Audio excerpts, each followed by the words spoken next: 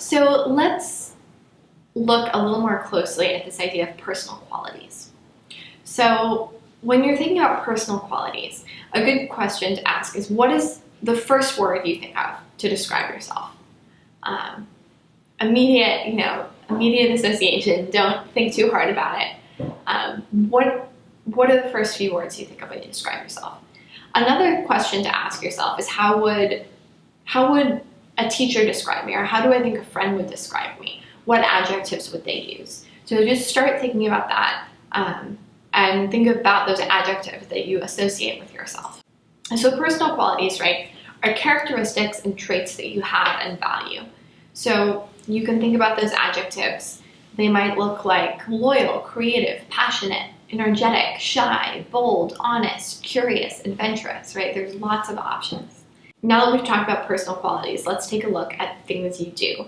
So when you're thinking about things you do as part of your identity, you want to ask yourself, how do I spend my time? What are my real interests and my passions? How do I choose to spend my time when I'm not in school, when I'm not doing my homework, when I don't have things I need to be doing? What do I choose to do? So this could mean academic subjects that you really love. It could be topics that you find fascinating. So maybe you recently read an article about beekeeping, and so you decided to read a lot more about beekeeping because you found it really fascinating. You don't even have to be a beekeeper. Maybe you like reading and researching different topics, right? That could be something you're passionate about. Volunteer experiences. That could be a thing that you do. Sports. Different clubs at your school or outside of school. General hobbies, whether that's, maybe you love listening to TED Talks, or maybe you love knitting.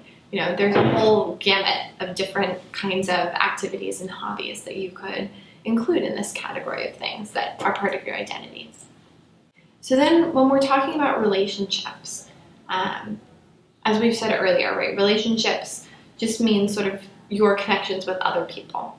So when you're thinking about this, you want to consider the role that different relationships have in your life. What have they taught you, and why are they important to you? So maybe this means learning a specific skill from a parent. I love spending time cooking with my dad, for example.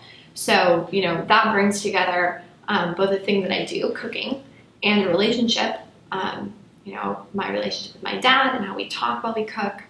That could be one thing I could write about. You could also think about your community. Maybe you grew up in a small town where all your neighbors knew each other. There's a really tight connection among people who you live near, and how that has perhaps shaped you as you grew up. Or maybe you have a friend who has really taught you the importance of patience, or a friend who got you interested in a hobby or an academic interest that you now really care about and want to pursue.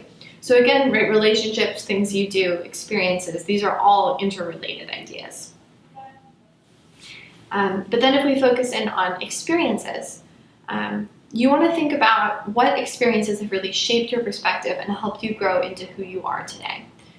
So this could be small, really specific incidents that might not seem meaningful to other people, but were really meaningful to you. Or it could mean like a major life event. So, it could be something like a first trip to another city or country.